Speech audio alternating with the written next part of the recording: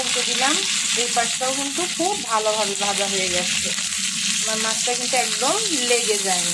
Hello বন্ধুগণ, আসসালামু আলাইকুম। সবাই কেমন আছো? আমি আলহামদুলিল্লাহ অনেক ভালো আছি।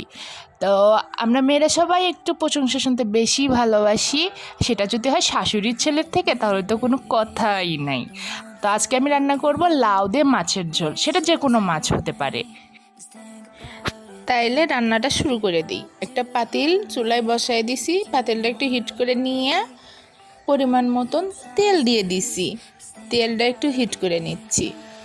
আমি কিন্তু আজকে লাউয়ের তরকারিটা রান্না করব সামুদ্রিক মাছ দিয়ে। আমি চট্টগ্রামে থাকি, চট্টগ্রামে অ্যাভেলেবল সামুদ্রিক মাছ পাওয়া যায়।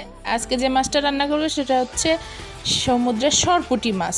অনেক মজা, যারা খাইছে তারা জানে মজা কিন্তু। এবার আমি 2টা পেঁয়াজ কুচি দিয়ে দিছি এবং 4-5টা কাঁচামরিচ ফালি দিয়ে দিছি। আর ঝালটা একটু ব্যালেন্স দিই আমি। আমার একটা মেয়ে আছে 2 বছর 10 মাস বয়স, তো ও আমরা যে তরকারিটা খাই ও সেই তরকারিটাই খায়। তো বেশি ঝাল যদি দিয়ে ফেলি তাহলে তো আমার মেয়ে খাইতে পারে না, এই জন্য আমরা একটু ব্যালেন্স ঝাল দিই যাতে আমরা সবাই খাইতে পারি। তো এবার পেঁয়াজ মরিচটা একটু লাল লাল করে বাদামি করে ভেজে নিব। বাদামি হওয়া পর্যন্ত একটু ভালোভাবে নেড়ে চেড়ে ভেজে নিই। দেখো পেঁয়াজটা বাদামি হয়ে আসছে। এইবার আমরা এই পেঁয়াজের মধ্যে একটু মশলা বাটা দিয়ে মশলা বাটাটা পেঁয়াজের সাথে ভালোভাবে একটু ভেজে নিব। ভেজে নিলে তাহলে মশলার কাঁচা গন্ধটা থাকে না। এবার একটু পানি দিয়ে দিব যাতে মশলাটা পুড়ে না যায়, কারণ মশলা যদি পুড়ে যায় তাহলে কিন্তু তরকারির স্বাদটা থাকে না, তরকারির স্বাদটা নষ্ট হয়ে যায়। তা আমার এই মশলা বাটার মধ্যে কিন্তু আদা রসুন পেঁয়াজ তারপরে জিরা সব কিছুই আছে, মিক্সড করা আছে। এবার আমি একটু হলুদ গুঁড়া দিয়ে দিলাম, মরিচের গুঁড়া দিয়ে দিলাম, তারপরে একটু ধনিয়ার গুঁড়া দিয়ে দিলাম, তারপর একটু লবণ দিয়ে দেবো পরিমাণ মতন। সব কিছুই যার আন্দাজ মতন নিয়ে নেবেন, যে যেরকম মশলা খেতে পছন্দ করেন। আমরা একটু কম মশলা খাই, তাই একটু কম করেই দিলাম, মশলা কম খাওয়াই ভালো। এবার লাউগুলো কেটে রাখা লাউগুলো দিয়ে দিব, দিয়ে মশলার সাথে ভালো করে মিক্সড করে নিব। মিক্সড করে হালকা একটু পানি দিয়ে কিছুক্ষণের জন্য ঢাকনা দিয়ে ঢেকে দিব। এইবার আমি মাছটা ভেজে নেওয়ার জন্য আরেকটা চুলায় কড়াই বসাই দিচ্ছি। কড়াইটা হিট করে নিয়ে তেল দিয়ে দিচ্ছি।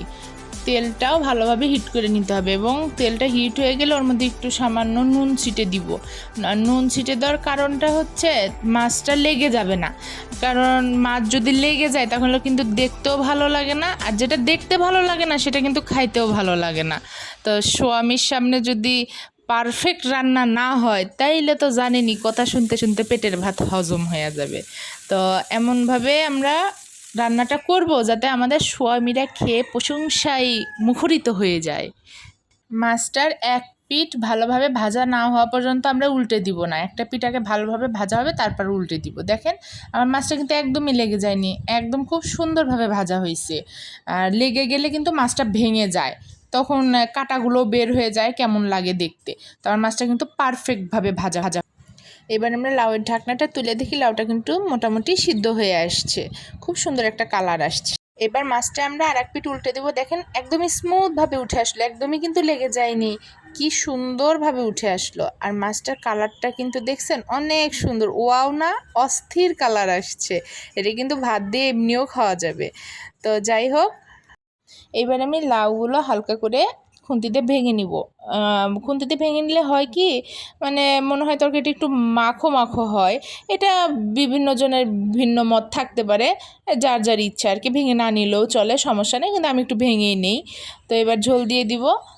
ঝোলটা দিলে লাউটা 90% তো সিদ্ধ হয়েই গেছে। তো ঝোলটা দেওয়ার পরে মাছটাও তো ঝোলে দিতে হবে। এইবার আমরা মাছ ভাজিটা ঝোলের মধ্যে ডুবাই দিব। দেখেন মাছে কিন্তু আমার অনেক তেল উঠছে, সামুদ্রিক মাছে কিন্তু প্রাকৃতিকভাবে তেল ওঠে। তো মাছটা ঝোলের মধ্যে ডুবাই দেওয়ার পরে আমি এবার ধনিয়া পাতা কুচি দিব। ধনিয়া পাতা কুচি দিলে হয় কি লাউয়ের তরকারি ফ্লেভারটা সুন্দর আসে, আর আমার হাজব্যান্ডের খুবই পছন্দ এটা। তা আমার স্বামীর পছন্দ বলে কথা, এটা না দিলে চলে। তো আমি সেই জন্যে স্পেশালি আমার স্বামীর জন্যে আমি এই ধনিয়া পাতা কুচিগুলো দিয়েছি। এইবার আমরা একদম মিডিয়ামের চাইতে লো আছে ঢাকনা দিয়ে 5 মিনিটের জন্য ঢেকে দিব। বাস হয়ে গেল।